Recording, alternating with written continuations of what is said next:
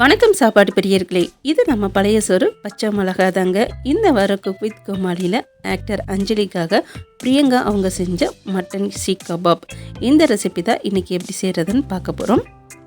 முதல்ல இந்த கபாப் பண்ணுறதுக்கு ஒரு இஞ்சி பூண்டு தட்டுக்கல்ல, ஒரு 8 பல்லு பூண்டு, இது கூட ஒரு சின்ன துண்டு இஞ்சி, காரத்துக்காக 2 பச்சை மிளகா சேர்த்துக்கலாம். இப்போ இது எல்லாம் சேர்த்த பிறகு இப்போ இது எல்லாத்தையும் நல்லா நாம் தட்டி எடுத்துக்கலாம். இப்போ இது எல்லாத்தையும் நல்லா தட்டியாச்சு.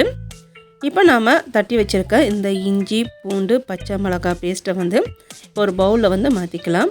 இது கூட 300 கிராம் போல் மட்டன் கொத்திக்கறி எடுத்திருக்கேன். கூடயே ஒரு பெரிய வெங்காயத்தை இந்த அளவுக்கு நல்லா பொடி பொடியாக கட் பண்ணி எடுத்துக்கலாம்.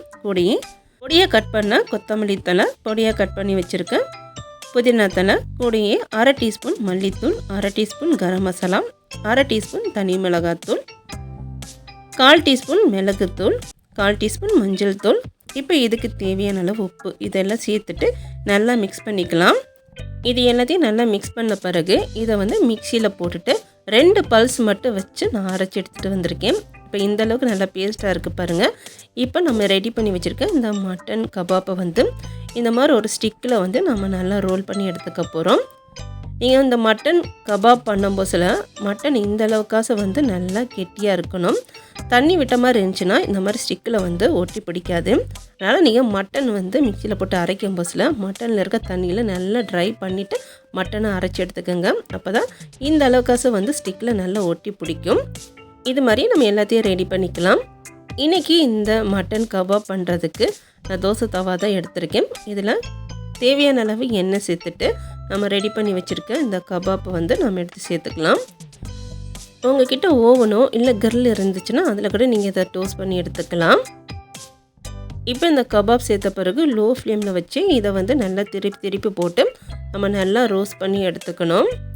இப்போ ஒரு சைடு வெந்த பிறகு இந்த மாதிரி திருப்பி போட்டு இன்னொரு சைடு நம்ம நல்லா ரோஸ்ட் பண்ணிக்கணும்.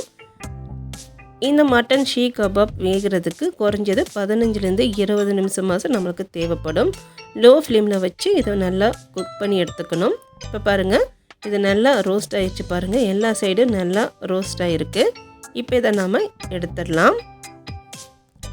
இந்த வாரம் குக் வித் கோமாளியில் பிரியங்கா அவங்க செஞ்ச இந்த மட்டன் ஷீக் கபாப் எப்படி செய்கிறதுன்னு பார்த்தோம். ரொம்ப ஈஸியாக அதே சமயம் குயிக்காக செய்யக்கூடிய இந்த ரெசிபியை நீங்களும் மறக்காமல் ஒரு வாட்டி ட்ரை பண்ணி பாருங்கள்.